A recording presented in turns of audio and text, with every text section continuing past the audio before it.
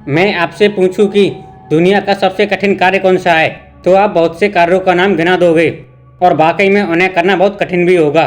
परंतु जिस कार्य के बारे में मैं आपको बताने जा रहा हूँ वो कार्य इतना कठिन है जिसे करने का प्रयास तो सब करते हैं, परंतु सफलता लाखों लोगों में से किसी एक आध को ही मिल पाती है। और वो कार्य है मन को कंट्रोल करना। जी हाँ, मन को नियंत्रित करना, जिसे अभी तक कुछ ही लोग कर पाए हैं, जैसे गौतम बुद्ध, महावीर, संत कबीर, तिब्बती बाबा रामकृष्ण परमहंस, स्वामी विवेकानंद, लाडी बाबा, महर्षि दयानंद सरस्वती आदि।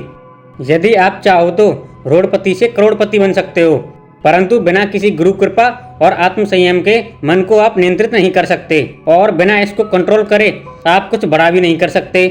इसलिए पहले आपको मन को ही कंट्रोल करना पड़ेगा। अब आपका प्रश्न होगा कि हम इसे कंट्रोल कर सकते हैं या नहीं। यदि कर सकते हैं तो कैसे। पहले एक बात समझ लो कि मन को कंट्रोल करना मुश्किल है, नामुमकिन नहीं। इसे भी आप अपने अधीन कर सकते हैं, परंतु एक सही विधि के साथ। एक बात और जान लो कि यदि आपने मन को कंट्रोल कर लिया तो पूरी दुनिया आपके कंट्रोल में होगी, सब कुछ आपके अधीन होगा। ऐसी कोई इच्छा नहीं होगी जिसे आप पूरा ना कर सको। इसे मैं नहीं, भारत के योगी कहते हैं, जिसमें पहला नाम स्वामी विवेकानंद जी का आता है। वे कहते हैं कि आपकी इच्छा मात्र से देवता प्रकट हो जाएंगे, सूर्य हिलने लगेगा, पूरी प्रकृति आपके इशारों पर चलने लगेगी, परंतु इसके लिए आपको अपने प्राणों को अपने अधीन करना होगा, अपनी सांसों को नियमित करना होगा। ऐसा करते ही आपका मन आपके अधीन हो जाएगा, और यहाँ प्राण का अर्थ मन से है। अब आप इतना तो समझ ही सकते हैं कि मन कितना शक्तिशाली है। इसके नियंत्रण में आते ही सब कुछ आपके अधीन हो जाएगा, साथ ही उसे कंट्रोल करना कितना कठिन भी होगा। परंतु मैं जैसे पहले आपको बता चुका हूँ कि मन को कंट्रोल करना कठिन है, नामुमकिन नहीं। यदि मन को इस संसार में किसी ने पहले कंट्रोल किया है तो उसे हम भी कर सकते हैं।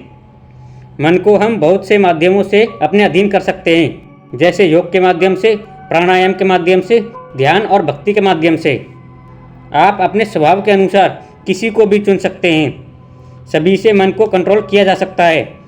यदि आप ईश्वर में विश्वास रखते हैं तो भक्ति करना आसान रहेगा। यदि आप कर्म करने में विश्वास रखते हैं तो योग और प्राणायाम आपके लिए सबसे अच्छा रहेगा। और अंत में जिनकी बुद्धि तार्किक है वो ध्यान कर सकते हैं। संसार की सभी ध्यान विधियां मन को कंट्रोल करने के लिए ही बनाई गई हैं, परंतु यहाँ पर भी आपको अपने स्वभाव के अनुसार ध्यान विधि को चुनना होगा।